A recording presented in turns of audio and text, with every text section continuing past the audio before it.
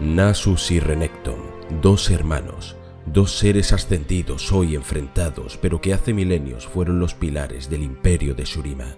Un imperio que se alzaba en lo más alto de Runeterra como el faro que guiaba la vida del continente. Sin embargo, su esplendor se vio truncado por una traición de la que estos dos hermanos fueron testigos. Para recordar su historia, regresemos a los orígenes, cuando todavía contaban con un cuerpo humano. El talento de Nasus fue evidente desde su juventud, un estudiante voraz, capaz de leer, memorizar y dar una opinión crítica de las mayores obras de historia, filosofía y retórica de la Biblioteca del Sol.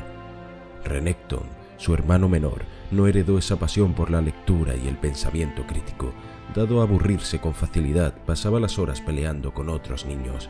Sin embargo, los dos estaban muy unidos. Nasus, que procuró proteger siempre a su hermano menor, no tardó en ser admitido en el exclusivo Collegium del Sol. Gracias a su dominio de la estrategia y la logística militar, se convirtió en el general más joven de la historia de Shurima. Por su parte, Renekton consiguió alistarse en el ejército.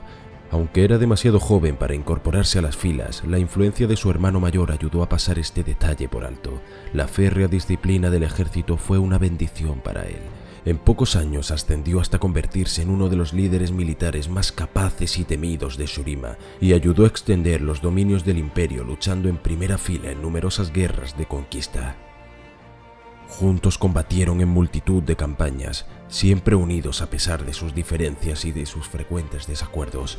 El talento de Nasus residía en su capacidad para la estrategia, la logística y la historia. El de Renekton en el combate. Nasus planificaba las guerras y Renekton las ganaba. Su fama no paraba de crecer por las continuas victorias que se granjeaban en el campo de batalla. Mientras Renekton alcanzaba el título de guardián de Shurima, Nasus planificaba al milímetro cada enfrentamiento y se esforzaba para preservar los archivos históricos, pergaminos y enseñanzas, tanto de Shurima como de los territorios conquistados. Después de décadas ondeando con firmeza el estandarte de su imperio, Nasus cayó presa de una terrible enfermedad debilitante. Hay quien dice que se topó con Amumu, un niño monarca muerto tiempo atrás, supuesto portador de una terrible maldición. Otros piensan que fue abatido por la magia negra del líder de un culto de Icacia. Fuera cual fuera la verdad, fue el galeno del mismísimo emperador el que declaró con gran pesar que la enfermedad de Nasus era incurable y que perecería en menos de una semana.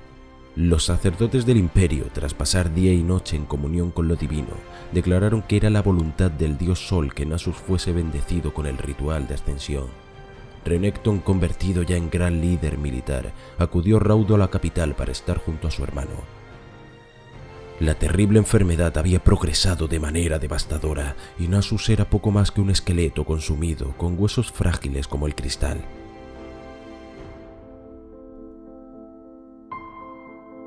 Era tal su debilidad que cuando la luz dorada del disco solar bañó el estrado de la ascensión, Nasus fue incapaz de subir los últimos peldaños y caminar hacia la luz.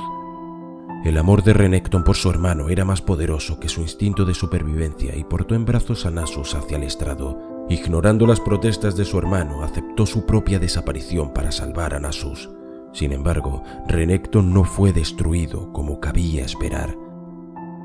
Cuando la luz se disipó, Shurima fue testigo de la aparición de dos seres ascendidos.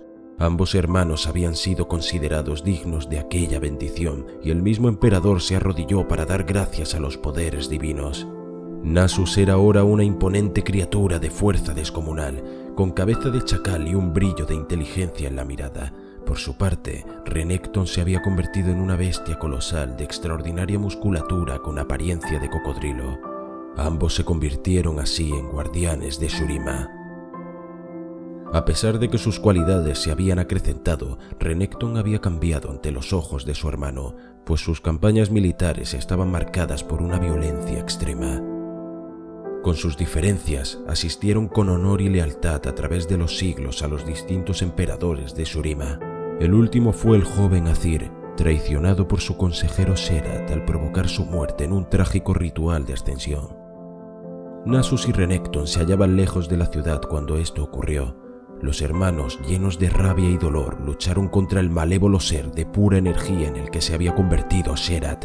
Incapaces de acabar con él, intentaron contenerlo en un sarcófago mágico, pero ni siquiera eso bastó para neutralizarlo. Renekton agarró a Sherat y lo arrastró al interior de la tumba de los emperadores. Acto seguido, rogó a su hermano que sellara las puertas.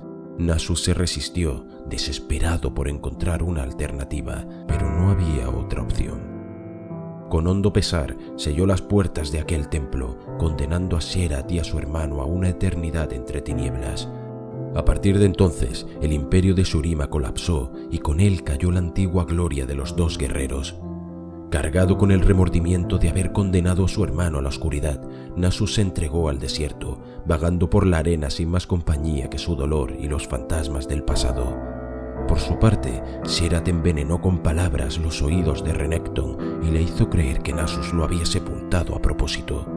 Poco a poco su cordura se resquebrajó por completo. Miles de años después, la mercenaria Sivir reabrió la puerta de los emperadores y liberó tanto a Renekton como a Sherat. Renekton rugió iracundo y se precipitó con estruendo hacia las arenas del desierto para acabar con un Nasus que, ajeno a estas intenciones, regresa a Shurima para provocar el auge de un nuevo imperio y reencontrarse con su amado hermano.